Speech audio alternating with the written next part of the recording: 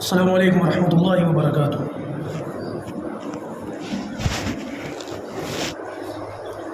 الحمد للہ وحدہ والصلاة والسلام علی من لا نبی بعدہ، اما بعد،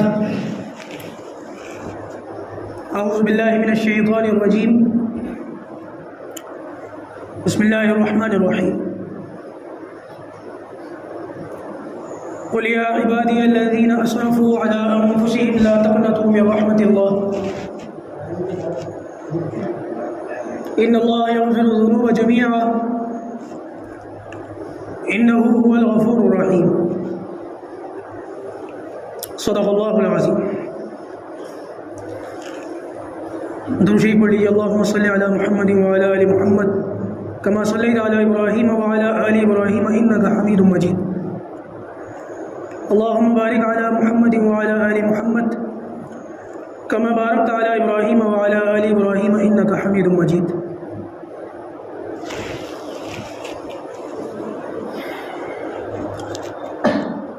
اللہ تبارک و تعالیٰ نے ہماری ہدایت کے لیے قرآن مجید نازل فرمایا۔ ہم لوگوں کا اس بات پر ایمان ہے کہ قرآن مجید اللہ کا کلام ہے، اس کا ایک ایک لفظ سچا ہے، ایک ایک لفظ حق ہے، اور قرآن کے اندر ہی اللہ تبارک و تعالیٰ نے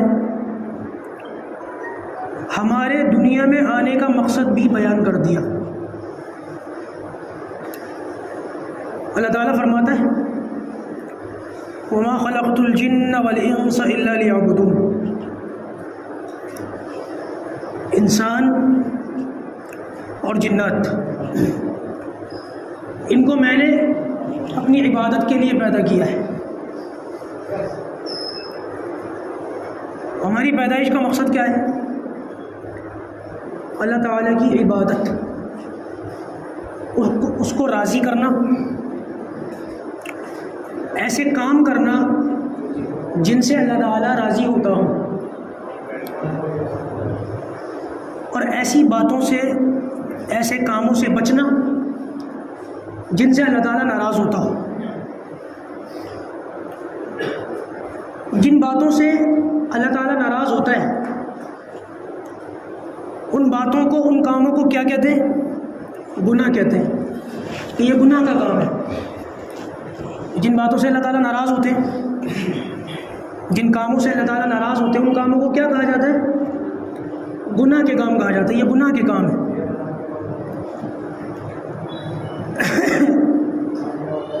ہم سب جانتے ہیں کہ گناہ کے کام کرنے سے اللہ تعالیٰ ہم سے ناراض ہوگا، لیکن اس کے باوجود ہم جتنے یہاں بیٹھے ہوئے ہیں سارے گناہ گار ہیں یا نہیں؟ ہم میں سے ہر شخص سے کبھی نہ کبھی صغیرہ یا کبیرہ گناہ ہو جاتے ہیں۔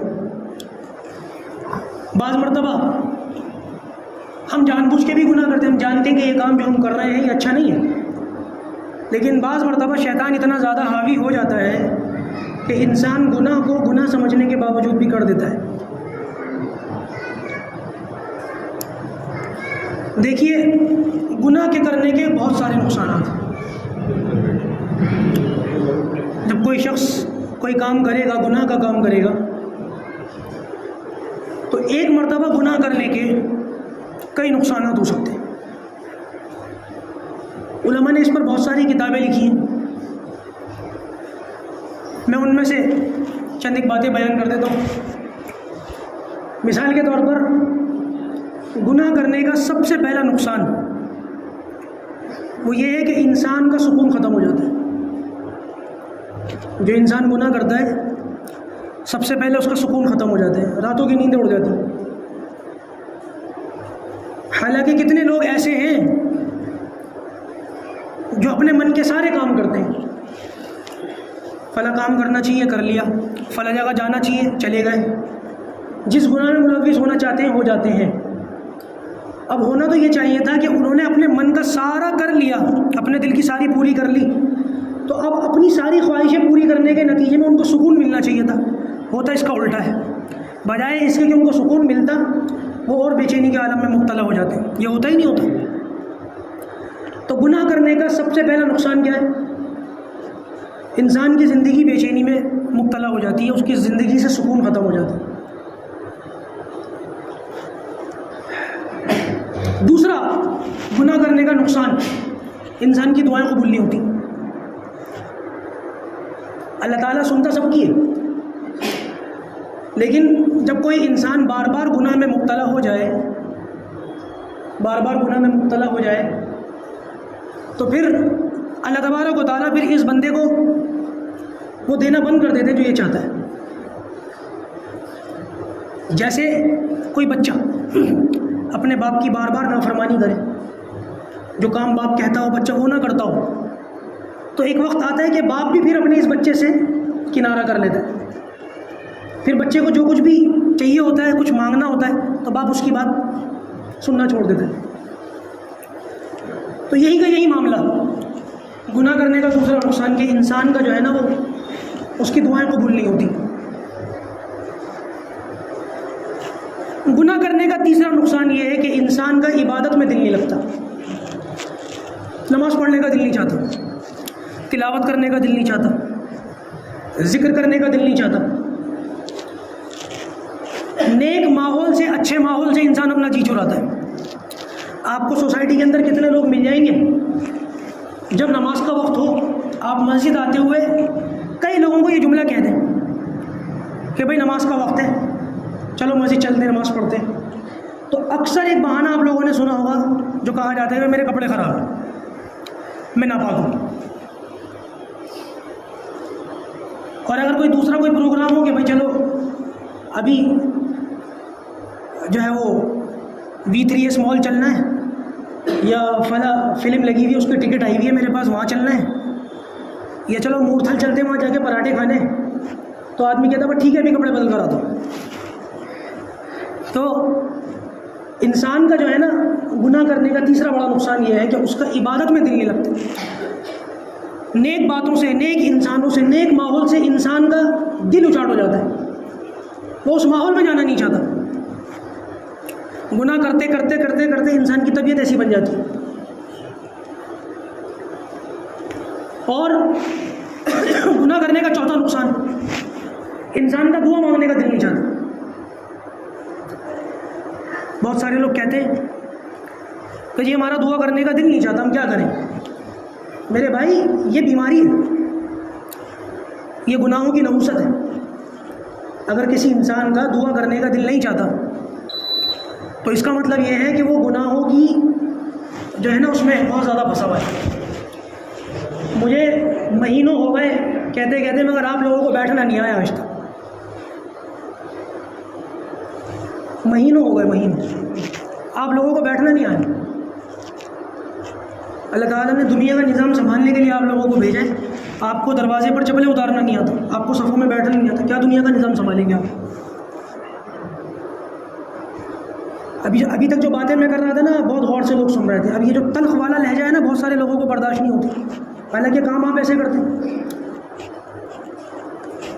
کوشش کیا کریں، ان باتوں سے بچا کریں خدا کے واسطے، گردنیں نہ پلنگا کریں، اور پیچھے والے بھی اس بات کی کوشش کر لیا کریں کہ پہلے آگے کی جگہ پورا کیا کریں۔ ابھی ہمارے بھائی پہلی صف میں آگے بڑھ رہا ہے، لیکن ان کا لاجک بنتا نہیں، لیکن بیٹھ گئے۔ چلیے بھائی، کسی کا دل دکھانا، کسی کو پریشان کرنا میرا مقصد نہیں ہے، آپ لوگ سوچا کریں خدا کے واسطے۔ جس طرح آپ کو یہ بات پسند نہیں ہے کہ آپ کو تکلیف ہو، ویسے دوسرے مسلمان کا بھی خیال کرا کریں، اس کو بھی اگر تکلیف پہنچے گی تو یہ آپ کے حق میں برا ہے نا، اس کا خیال رکھا کریں۔ چلیے بہرحال میں کیا کہہ رہا تھا کہ گناہ کرنے کا چوتھا نقصان کیا ہے؟ دعا مانگنے کا دل نہیں چاہتا انسان کا. انسان چاہتا ہے مجھے کوئی چیز مل جائے اور دعا کرتا ہے، لیکن دعا مانگنے آدمی بہت سارے لوگوں کو آپ دیکھ لیجیے گا، نماز پڑھیں گے، سلام پھیریں گے، دعا مانگے بغیر اٹھ کے چلے جائیں گے. آپ کو ایسے بہت سارے لوگ نظر آئیں گے. کیوں بھائی؟ تم اللہ تعالیٰ کی نعمتوں سے بے نیاز ہو گئے. اللہ تعالیٰ کی 2 صفتیں ہیں، بسم اللہ الرحمن الرحیم، الرحمن الرحیم. سورۃ فاتحہ کے اندر بھی نا الحمدللہ رب العالمین، اس کے بعد کیا ہے؟ الرحمن الرحیم. جانتے ہیں اس کا مطلب علماء نے کیا بیان کیا؟ علماء کہتے ہیں الرحمن کا مطلب ہے اذا سئل اعطا. رحمان وہ ہے جب اس سے مانگا جائے تو وہ دیتا ہے. والرحیم اذا لم يسأل یغضب. اور رحیم وہ ہے کہ اس سے اگر نہ مانگا جائے تو ناراض ہو جاتا ہے، مجھ سے کیوں نہیں مانگتے. تو کتنے لوگوں کو ہم دیکھتے ہیں ان کی روٹین بنی ہوئی ہے، نماز پڑھتے ہیں لیکن دعا نہیں مانگتے، دعا مانگنے کا دل نہیں چاہتا. تو یہ گناہوں کی ایک نحوست ہوتی ہے. اور گناہوں کی ایک اور نحوست یہ کہ انسان آہستہ آہستہ نعمتوں سے محروم ہونا شروع ہو جاتا ہے. گناہ کرنے کا نقصان، انسان کے پاس سب کچھ ہوتا ہے، گھر ہوتا ہے، بیوی بچے ہوتے ہیں، کاروبار ہوتا ہے، اس کی زندگی بڑی خوشحالی میں گزر رہی ہوتی ہے.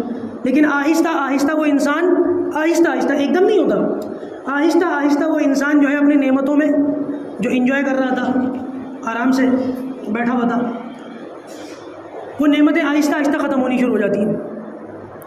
آپ کو بہت سارے لوگ نظر آ جائیں گے جو بیچارے اولاد ہے لیکن پریشان کرتی ہیں. بعض مرتبہ کاروبار تھا لیکن کاروبار اچانک ختم ہو گیا.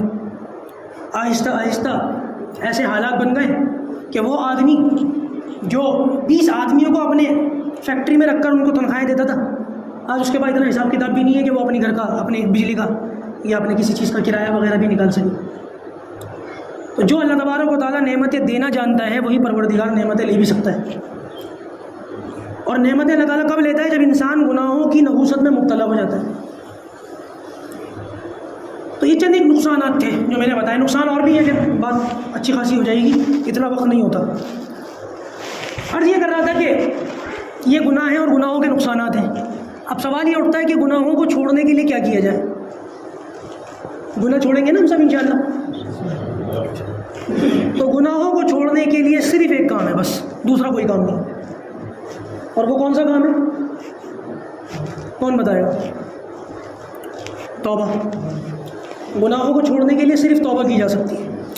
توبہ کے علاوہ اور کوئی کام دنیا کے اندر ہے ہی نہیں جو آپ کو آپ کے کیے ہوئے گناہوں سے نجات دے دے.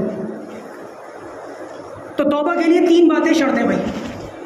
توبہ کریں گے نا انشاءاللہ ہم سب. صرف ابھی کی بات نہیں کر رہا، روزانہ توبہ کرنی چاہیے، صبح بھی کرنی چاہیے، شام بھی کرنی چاہیے.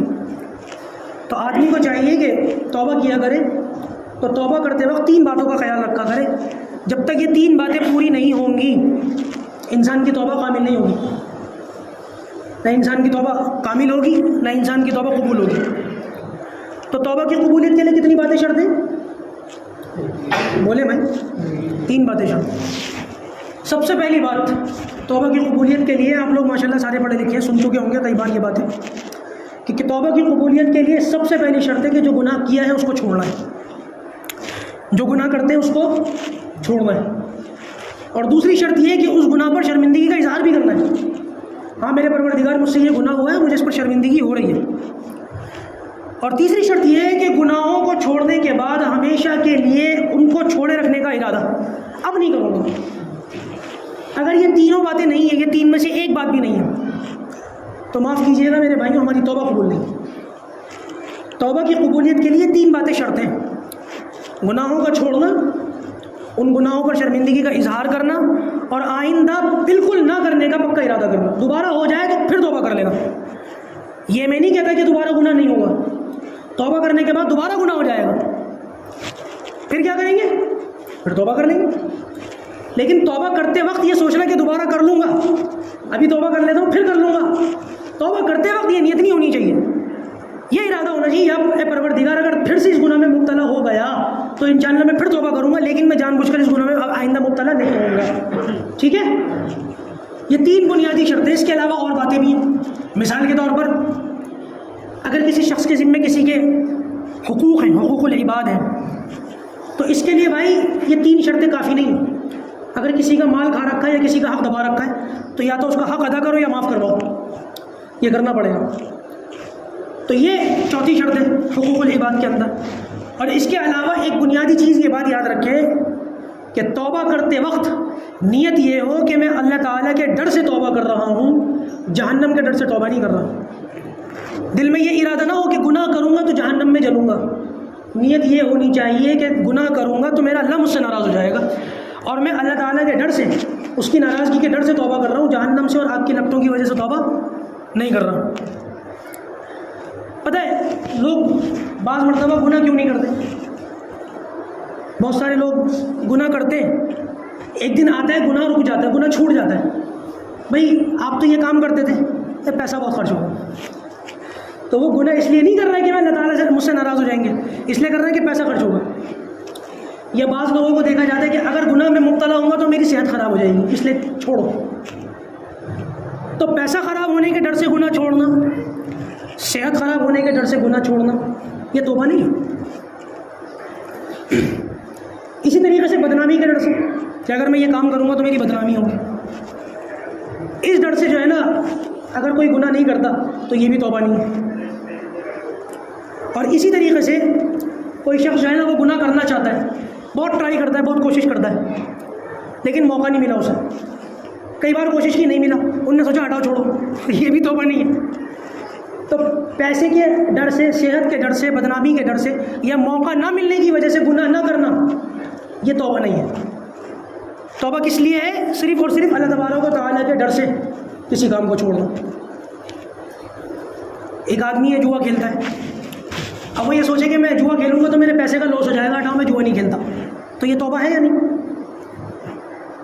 جی اب پتہ چلے کون کون جاگ رہا ہے، یہ توبہ نہیں ہے، یہ تو ایک طریقے کی اس کی سیٹسفیکشن ہے، اپنے آپ کو تسلی دے رہے ہیں۔ میں نے بتا دیا توبہ کے لیے 3-4 شرطیں اللہ تعالیٰ کے لیے چھوڑیں، اور گناہ کو گناہ سمجھ کر چھوڑیں، شرمندگی کا اظہار ہو، احساس ہو، اس کو گلٹی فیل ہوتا ہو خود پر۔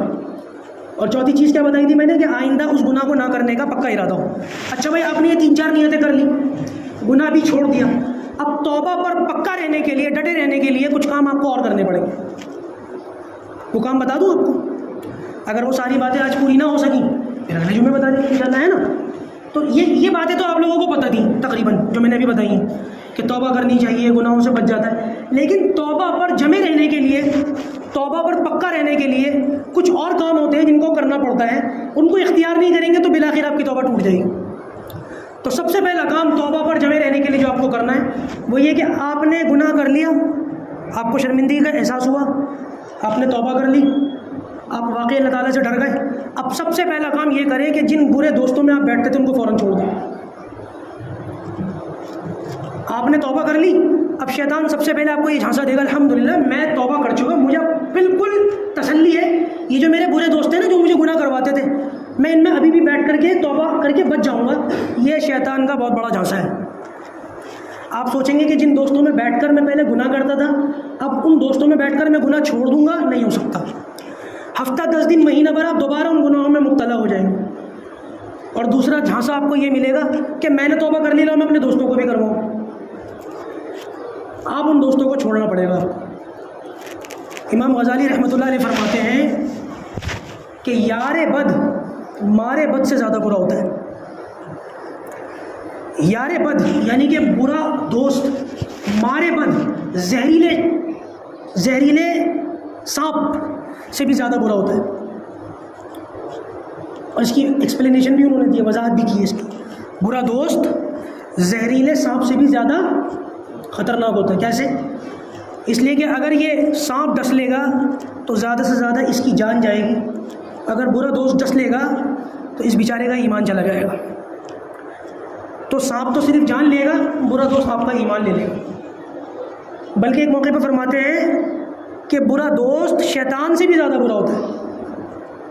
اب آپ سوچیں، دوست چاہے کتنا برا کیوں نہ ہو، مسلمان تو ہے نا، ایمان والا تو ہے، لیکن کیا کہہ رہے ہیں؟ شیطان سے زیادہ۔ شیطان کتنی بری چیز ہے، شیطان کتنا بڑا خطرناک اور کتنا بڑا کھلاڑی، لیکن کیا کہہ رہا ہے کہ یہ برا دوست شیطان سے بھی زیادہ خطرناک ہے. کیسے؟ اس لیے کہ شیطان تو آپ کو صرف گناہ کا وسوسہ ڈالے گا، آپ کا ہاتھ پکڑ کر آپ کو گناہ نہیں کروائے گا. یہ برا دوست تو آپ کا ہاتھ پکڑ کر آپ کو وہ گناہ کروا دے گا.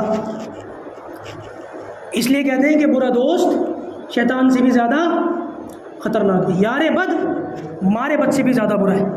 تو بھائی سب سے پہلے توبہ پر پکا ہونے کے لیے اگر آپ نے توبہ کر لی، اب آپ کو وہ برا ماحول چھوڑنا پڑے گا، آپ کو وہ برے دوست چھوڑنے پڑیں گے. اس کی مثال ایسے سمجھیں، ایک ہیرا ہے بڑا خوبصورت سا، ڈائمنڈ ہے ہیرا، اور وہ نالی کے اندر پڑا ہوا ہے، اور آپ یہ چاہتے ہیں کہ یہ ہیرا پاک کر دوں، اور نالی میں پڑے پڑے آپ اس ہیرے پر پانی بہاتے ہیں. بتائیے وہ ہیرا پاک ہو جائے گا؟ آپ 100 لیٹر پانی بھی اس کے اوپر ڈال دیں وہ ہیرا پاک نہیں ہوگا. آپ اس ہیرے کو اس گندے ماحول سے نکال لیں، پھر آدھا گلاس پانی بھی آپ اس کے اوپر ڈال دیں، وہ ہیرا کیا ہو جائے گا؟ پاک ہو جائے گا. تو ماحول چھوڑنا پڑے گا سب سے پہلے. ماحول نہیں چھوڑیں گے توبہ پر پختگی نہیں آئے گی، توبہ پر جمنا نہیں آئے گا، جم نہیں پائیں گے، توبہ بالکل ٹوٹ جائے گی پھر آپ کی. تو جیسے کوئی شخص شراب پیتا ہے، اب اس نے سوچا کہ شراب چھوڑ دوں، اور اس نے توبہ کر کے شراب چھوڑ دی، لیکن جس گلاس میں شراب پیتا تھا اس نے سوچا ہٹاؤ یہ گلاس کیوں توڑوں، اس میں دودھ پی لیا کروں گا، پانی پی لیا کروں گا. تو علماء نے فرمایا کہ گلاس اس کو ان شراب کے دنوں کی یاد دلاتا رہے گا، اور ایک نہ ایک دن امکانات ہے کہ اس گلاس کو دیکھنے کی وجہ سے شراب میں، سمجھ رہے ہیں، 1% امکان ہے، لیکن یہ امکانات کتنے خطرناک ہیں. علماء نے فرمایا شراب چھوڑ دی، گلاس بھی چھوڑ دی. ہم کیا کرتے ہیں؟ توبہ کر لیتے ہیں، ماحول نہیں چھوڑتے، اس وجہ سے ہم سے بار بار توبہ ٹوٹ جاتی ہے.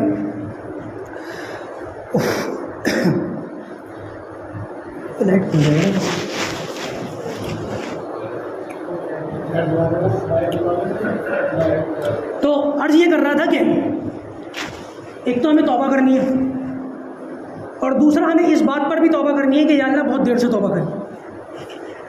اے میرے پروردگار، توبہ تو بہت پہلے کرنی چاہیے تھی، زندگی کے 40 سال 50 سال گزر گئے، اس بات پر الگ سے میں توبہ کرتا ہوں. یا اللہ میں گناہوں پر توبہ بھی کرتا ہوں، گناہوں پر بھی توبہ کرتا ہوں، اور یا اللہ میں نے دیر کر دی اس بات کے اوپر بھی میں توبہ کرتا ہوں. اس بات کا الگ سے خیال ہونا چاہیے ہم سب کو. اور یہاں پر جو ہے نا پھر مشائخ کی ضرورت پڑتی ہے. دیکھیے ہر بندے کی الگ الگ پوزیشن ہوتی ہے، ہر بندے کی الگ الگ سچویشن ہوتی ہے. مثال کے طور پر بخار ایک عام سی بیماری ہے، موسم بدلتا ہے لوگوں کو بخار ہو جاتا ہے نہیں ہو جاتا. دیکھو ڈاکٹر صاحب بیٹھے ان سے پوچھ لیجیے گا. لیکن ہر بخار کے مریض کے لیے ایک جیسی دوائی نہیں ہوتی. ہو سکتا ہے کسی کو پیلیے کا بخار ہو سکتا ہے کسی کو موسمی بخار ہو سکتا ہے کسی کو نارمل بخار ہو سکتا ہے کسی کو کچھ اور ہو، کسی کو کچھ اور ہو، کسی کو ڈینگی ہو، اور کسی کو جو ہے وہ کچھ اور ہو. تو الگ الگ مریضوں کی کیفیات کو دیکھنے کے بعد، چیک اپ کرنے کے بعد پھر اس کے لیے دوائی تجویز کی جاتی ہے. بظاہر بخار سب کا ایک جیسا لگتا ہے، یہی کا یہی معاملہ ہمارا بھی. بظاہر ہم سارے گناہ گار ہیں، لیکن ہر ایک کی کیفیت الگ ہے، اور اس کا علاج علماء کرام جو مشائخ ہوتے ہیں وہ ان کو وقت دینے کے بعد، ان کو تھوڑا سا ٹائم دینے کے بعد جو ہے نا پھر وہ ہوتا ہے. آپ کو کیا بتائیں، اللہ حفاظت فرمائے، بہت سارے نوجوانوں کی طرف سے ایسی ایسی باتیں آتی ہیں، 18 سال عمر، 19 سال عمر، اور اس طریقے کے میسیج اور فون آتے ہیں کہ آپ سوچ بھی نہیں سکتے مولانا ہم سے کیسے کیسے گناہ ہوئے ہیں. بہنوں کے فون بھی آتے ہیں، بھائیوں کے فون بھی آتے ہیں.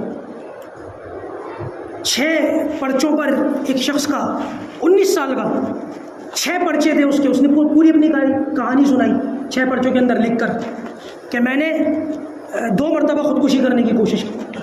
کیا کیا تھا؟ اپنی کوئی کزن کی، خالہ کی بیٹی، پتہ نہیں کون تھی، گھر والوں سے چھپ کے اس سے شادی کر لی. زنا نہیں کیا، شادی کر لی.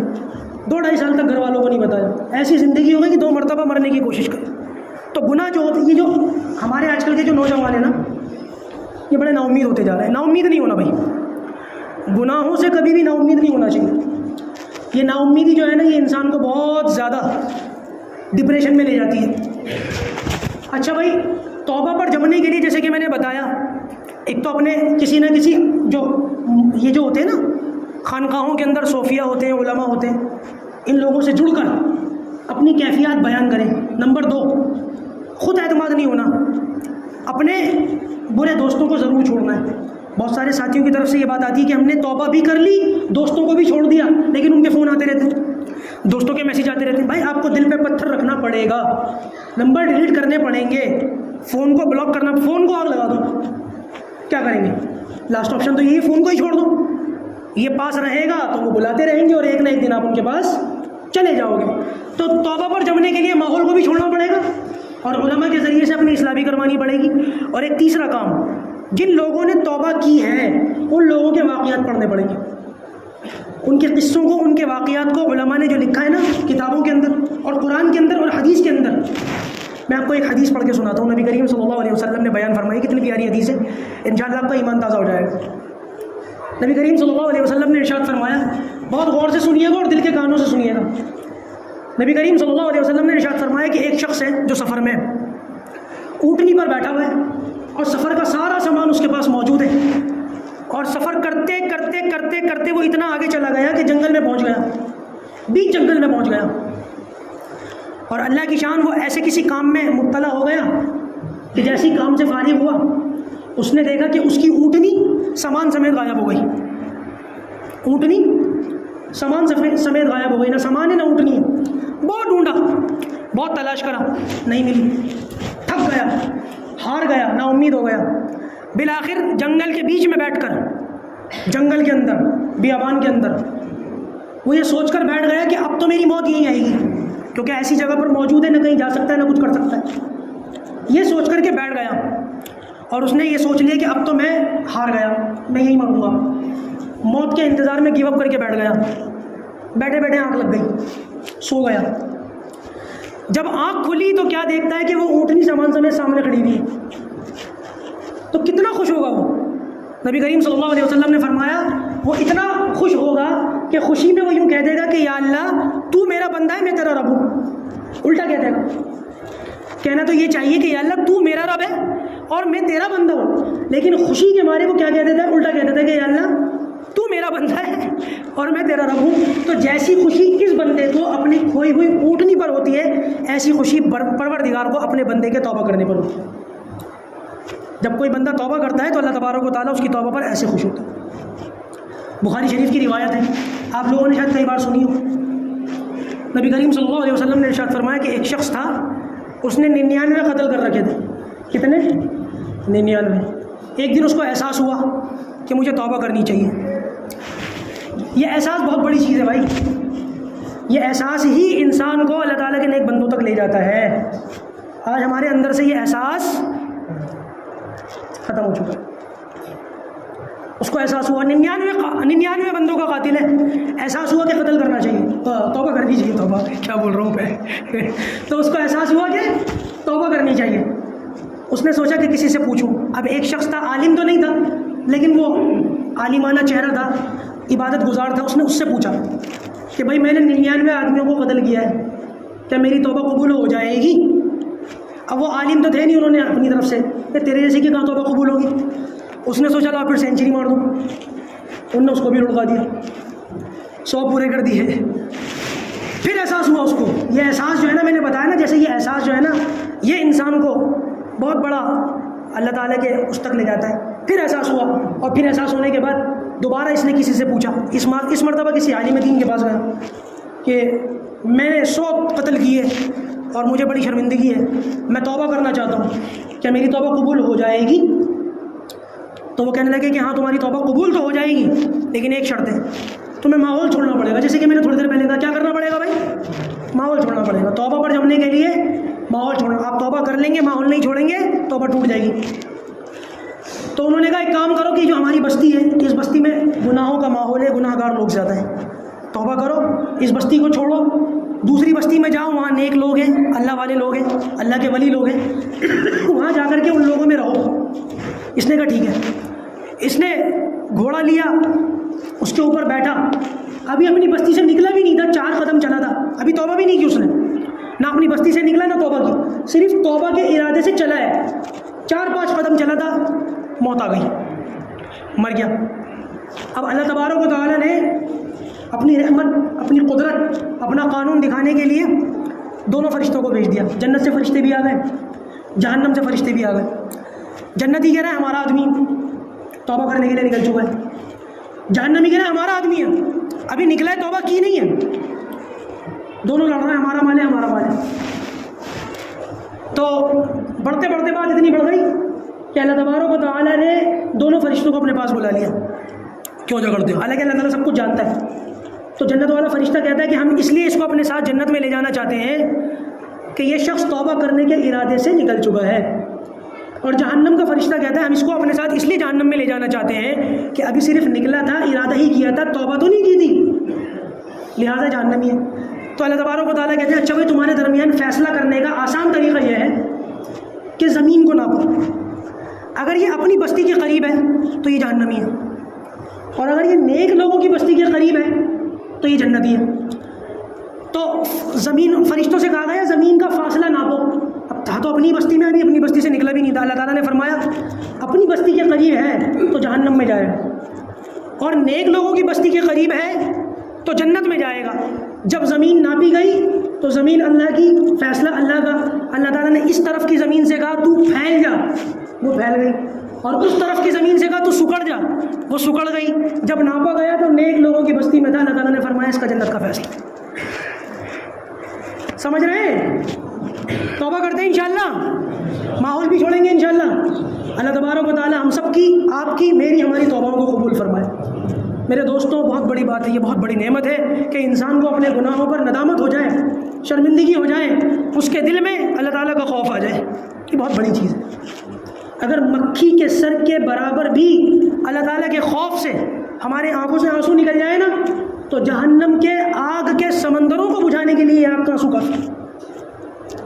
تو انشاءاللہ عز و جل ابھی ہم نماز بھی پڑھیں گے, رکوع سجدے بھی کریں گے, اور ان رکوع اور سجدوں میں اللہ تبارک و تعالیٰ کا دھیان لگانے کی کوشش کریں گے کہ ہمارے دھیان میں, ہماری نمازوں میں ہمارا کاروبار نہ آئے, ہمارے بیوی بچے نہ آئے. کون آئے؟